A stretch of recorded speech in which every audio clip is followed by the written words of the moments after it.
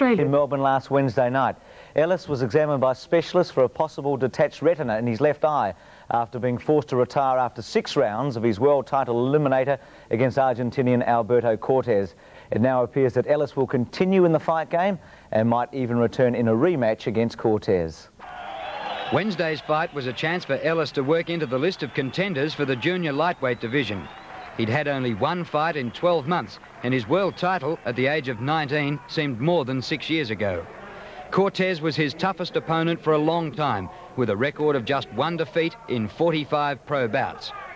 Lester appeared to be slow and was picked off repeatedly by the sharp, right-jabbing southpaw. And the Argentinian built up a points lead by the end of the 6th. We weren't sure why, but soon after brother and trainer Keith Ellis stopped the fight before the 7th, we found out. Because he was a southpaw, he leads with his right hand, and his right jab just kept catching me every time in the eye, in the pupil. Like, the cut was all right, that was just a head clash sometime early on in the fight. But I could see that he was there, but it was just a blur sort of vision, you know. So even at the end of the 6th, when you weren't seeing too well and Keith didn't want to go on, you were still happy to go on? Well, there was only sort of 4 rounds to go, and I feel the last 4 rounds would have been my best rounds. But Keith started, you know, to swearing and cursing, he's not going to take you home with a glass eye, you know. He just stopped it there and then. It was tantamount to a family rift. Keith used to promote his younger brother's fights, but Lester's career has been taken over by Sydney's Bill Mordey. Keith says Lester should give it away after 4 defeats in 36 fights. Keith says, you know, you've got a home out of the fight game, what do you want to keep going on? But I still feel I've got a lot to offer. Lester doesn't share his brother's opinion and appears to have the backing of Mordey, the man who steered Jeff Fennick to his international success. If he goes on, it could be a rematch with Cortes. It was probably one of the most awkward fights I've ever fought. Side on, very hard to hit, very cagey, very experienced. But I know I'm on one, I can beat him. And you've still got the urge to get another world championship? I still have to, but like I said, you know, a lot of money involved in the fight game. And if Bill Mordey's prepared to continue, so am I. Drew Morfitt reporting for Sports World. Well, as Drew said, the man who could decide Lester Ellis's future is Australia's leading fight promoter, Bill Mordey. Break-Even Bill, as he's known, was attempting to set Lester up for a world title, just as he's done with Jeff Fennick and Jeff Harding. And Bill Mordey joins us on Sports World this morning. Good morning, Bill. Morning, Bruce. Bill, you must walk a tightrope almost as a promoter. You had to get someone legitimate for Lester Ellis, but do you feel that you made a mistake, that Cortes was just too tough at this stage of his preparation? Not really. The boxer we saw on Wednesday night wasn't the real Lester Ellis. He was probably 50% down on his first fight against Doria. And for some reason, the speed wasn't there, the viciousness of the body punching wasn't there. They were the things I expected to get him home. I honestly believe Cortes was there to be beaten. He was slow, had quick hands, and he was cagey. More importantly, he was rated number 6 in the world, which was Lester's opportunity. And if Lester is going to win a world championship, he has to be able to beat the Corteses of this world. So where does Lester sit with you right now, Bill? Is he still a viable, promotable proposition? Well, he's probably... You couldn't sack him on one bad performance. It'd be like sacking Greg Norman because he missed the cut the other day in a golf tournament. It's really up to Lester. The most pleasing thing that there was no serious damage to that left eye. I've left a couple of messages on his answering service, and so far I haven't spoken with him, nor have I spoken with his brother Keith. And probably during the week after Easter, we'll get together, have a chat, see what he wants to do, and try and work out what we'll do. Why do you think he was actually below peak form?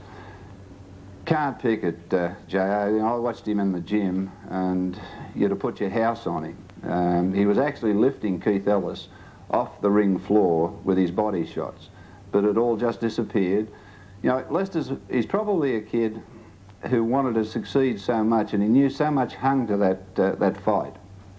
If he'd have beaten Cortes, he was going to be in line for a world title chance against Kogi.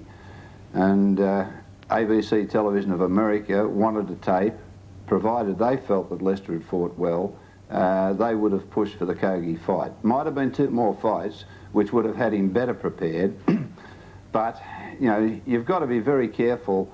When you put them in, you can't undermatch them.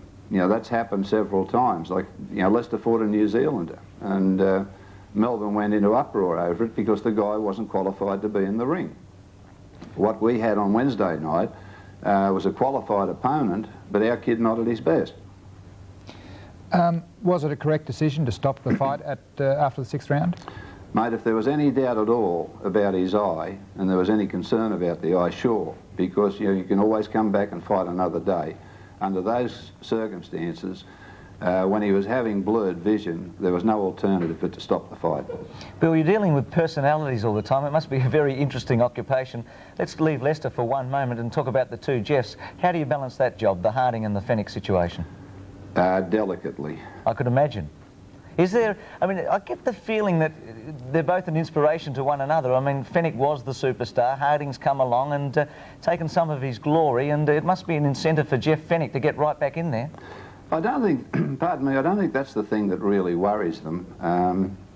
You know, well, when you've got two champions in one gymnasium, naturally they both seek major attention. Well, Jeff Harding changed that situation by leaving Johnny Lewis, and he's now with Manny Hinton. So they're across town in two different gymnasiums, but we come up on May 26th, Jeff Fenech will fight in Sydney. 7 days later, Jeff Harding will fight in Melbourne at the Tennis Centre. And, you know, keeping them apart, I think, is the wisest thing.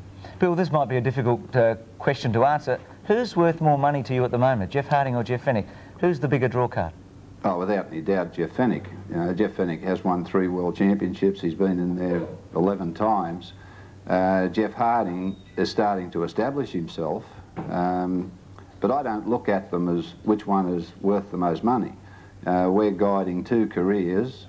You know, I think we've done a reasonable job to this stage. If you consider, you know, Jeff Harding has come in 4 fights into very big money. He's going to get a big purse to fight Dennis Andres, but he hasn't yet captured the imagination of the Australian public the way Jeff Fenech did. But you've got to remember, Jeff Fenech is vastly more experienced, has, as I said, has won 3 world championships, and has a different personality. He's got an outgoing personality where Harding is more the quiet country boy. But I think as they progress, they'll get pretty level in drawing power. That would be partially because Harding's greatest fights have been fought overseas, whereas Fenech has fought almost exclusively in Australia. Yeah, probably. Harding, surprisingly, is probably better known internationally because his 3 world championships have all been on American television. Jeff has been twice in his 11 championships on American TV, and Jeff's had a couple of long breaks out of the ring, which has meant that people forget. But their next 2 fights are both going out on ABC television to America and about 12 other countries across the world. And providing Jeff Fenech gets through without any hand injuries, his fight after this will definitely be against Azuma Nelson. We've got to count on the blessings of the bank manager to make sure we keep the fight in Australia, because it will be the biggest money fight we've ever attempted here in this country. Oh, Bill, that's something to look forward to. Thanks for your time today. A pleasure, Bruce. Enjoyed speaking to you. Bill Mordey, Thank you. Australia's top boxing promoter. And speaking of fighting and boxing,